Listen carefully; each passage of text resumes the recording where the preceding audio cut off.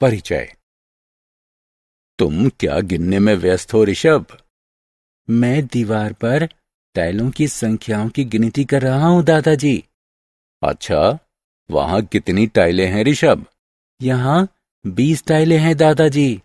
तुम सही कह रहे हो ऋषभ। टाइलें 20 बराबर भागों में दीवार को विभाजित कर रही हैं। क्या मैंने सही कहा है दादाजी? तुम बिल्कुल ठीक कह रहे हो ऋषभ। प्रत्येक भाग पूरी दीवार के 1/20वें हिस्से को दर्शाता है दादाजी। बहुत अच्छे। तुम भिन्नों के बारे में अच्छा जानते हो ऋषभ। बच्चों, इस पाठ में आप भिन्नों के बारे में और अधिक जानेंगे। आओ सीखें। भिन्नों को परिभाषित करना, संपूर्ण को भागों में विभाजित करना, समतुल्य भिन्नों की गणना करना, आंकड़ों से भिन्न निकालना, भिन्नात्मक राशियों के मान की गणना करना। भिन्न। बच्चों, आइए अशोक चक्र पर विचार करें। इसमें 24 तीलियां हैं। तीलियां चक्र को 24 बराबर भागों में विभाजित करती हैं। प्रत्येक भाग पूरे चक्र के 1/24वें हिस्से के बराबर है। पहिए के एक भाग को भिन्न कहा जाता है। ऋषभ अपने परिवार के सदस्यों और कुछ करीबी दोस्तों के साथ घर पर जन्मदिन मना रहा है। उसके पिता उसे उसका पसंदीदा चॉकलेट केक दिलाते हैं। यहां ऋषभ पार्टी में उपस्थित लोगों के बीच केक बांटता है। प्रत्येक व्यक्ति को केक का 1/10वां हिस्सा मिलता है। एक और उदाहरण पर विचार कीजिए। ऋषभ के पिता उसे पास की दुकान से 500 रुपए के नोटों को 100 रुपए के नोटों से बदलने के लिए भेजते हैं। दुकानदार उससे 500 रुपए का नोट ले लेता है और उसे 500 रुपए के नोट वापस करता है। प्रत्येक 100 रुपए का नोट उन 500 रुपए के नोटों में से है। इसलिए 100 रुपए 500 रुपए के 1/5वें हिस्से से बना है। भिन्नों के साथ काम करना। हम संपूर्ण के भागों को भिन्नों की सहायता से व्यक्त करते हैं।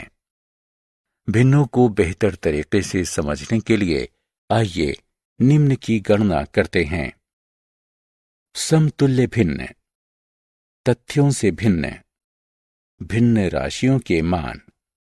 आइए अपनी अगली स्क्रीन में हम इनके बारे में विस्तार से चर्चा करें। समतुल्य भिन्न। आइए ऋषभ के जन्मदिन के केक पर दूसरी बार नजर डालते हैं। ये 10 बराबर भागों में विभाजित है। मान लीजिए कि ऋषभ के किसी भी दोस्त को केक में दिलचस्पी नहीं है, अतः ऋषभ अपने परिवार के हर सदस्य को केक के 2-2 टुकड़े देता है। हर सदस्य को केक का 1/10 जमा 1/10वां यानी 2/10वां हिस्सा मिलता है, जो केक के 1/5वें हिस्से के बराबर है। इसलिए 2/10 और 1/5 एक ही मान को दर्शाते हैं। इस तरह की भिन्नें समतुल्य भिन्नें कहलाती हैं। ऋषभ 3 चचेरे भाई बहनों के साथ दिवाली मना रहा है। उसके पास 40 फुलझड़ियां हैं। वो फुलझड़ियों को 10-10 के 4 बराबर समूहों में बांटता है। बिल्कुल अचानक ऋषभ के 4 और चचेरे भाई बहन उसके साथ त्योहार मनाने के लिए पहुंच जाते हैं। अब ऋषभ 1 मिनट से भी कम समय में 8 चचेरे भाई बहनों के बीच फुलझड़ियां बांटता है। आइए देखते हैं कैसे। हर चचेरे भाई बहन को 40 में से 5 फुलझड़ियां मिलती हैं। 5/40 बराबर है 1/8 के। इस प्रकार कुल फुलझड़ियों में से प्रत्येक का हिस्सा 1/8 है। अतः 5/40 और 1/8 एक समतुल्य भिन्न है, तथ्यों से भिन्न। चलिए अब आंकड़ों की सहायता के बिना तथ्यों से भिन्न की गणना करते हैं। संध्या ऋषभ की छोटी बहन है। वो एक दिन में 15 घंटे सोती है।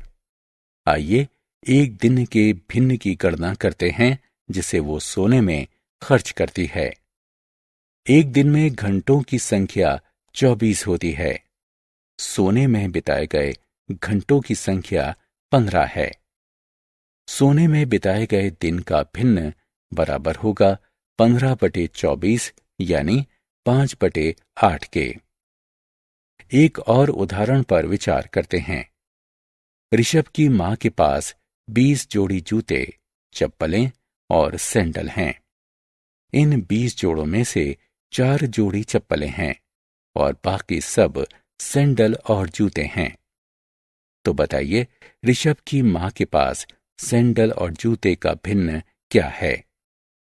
कुल जूते, चप्पलें और सैंडलों की संख्या 20 है, जिसमें से चप्पलों के जोड़े 4 हैं। सैंडलों और जूतों के जोड़े 20-4 यानी 16 हैं। अतः सैंडलों और जूतों की भिन्न 16/20 यानी 4/5 होगी। भिन्नात्मक राशियों के मान। आइए अब हम भिन्नात्मक राशियों के मानों की गणना करना सीखते हैं। ऋषभ की मां फलों के बाजार में है। वो 80 रुपए प्रति किलोग्राम के दाम से 2.5 किलो सेब खरीदती है। उन्होंने फल बेचने वाले को कितने रुपए का भुगतान किया है? चलिए देखते हैं। हम जानते हैं कि 1 किलोग्राम सेब की कीमत 80 रुपए है, तो 2.5 किलोग्राम सेब की कीमत होगी 2.5 गुणा 80। आइए सबसे पहले 2 किलोग्राम सेब की कीमत निकालते हैं। 2 किलोग्राम सेब की कीमत 2 गुणा 80 यानी 160 रुपए है। चलिए अब आधा किलोग्राम सेब की कीमत निकालते हैं। आधा किलोग्राम सेब की कीमत है 1/2 गुणा 80 यानी 40 रुपए। इसलिए 2.5 किलोग्राम सेब की कुल कीमत होगी 160 जमा 40 यानी 200 रुपए। 2.5 किलोग्राम सेब खरीदने के लिए ऋषभ की मां 200 रुपए चुकाती हैं। आइए एक और उदाहरण देखते हैं। ऋषभ की दादी 5.25 मीटर कपड़ा खरीदती है। प्रति मीटर कपड़े की कीमत 100 रुपए है। 5.25 मीटर कपड़े की कीमत ज्ञात कीजिए।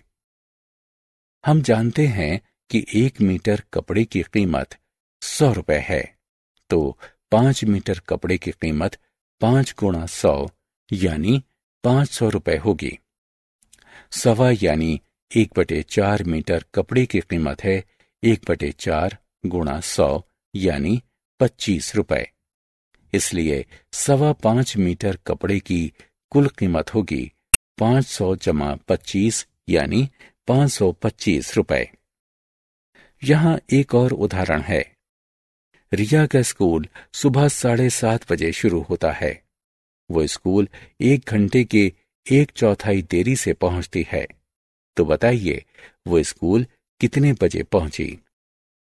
स्कूल शुरू होता है सुबह 7:30 बजे।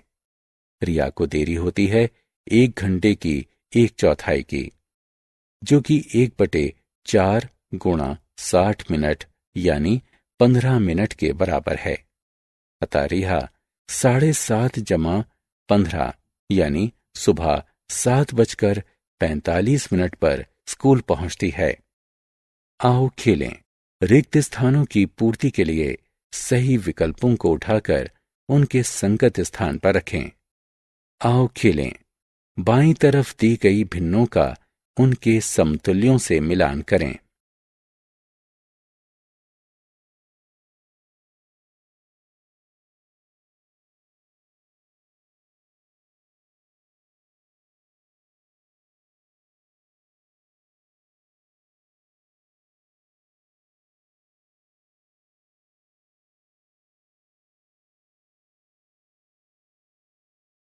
आओ खेलें।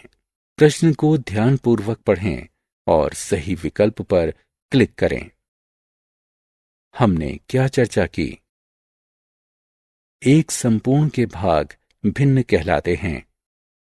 भिन्नें जिनका मान बराबर होता है समतुल्य भिन्नें कहलाती हैं। भिन्नात्मक राशियों का मान रुपयों के रूप में व्यक्त किया जा सकता है। भिन्नों का प्रयोग समय ज्ञात करने के लिए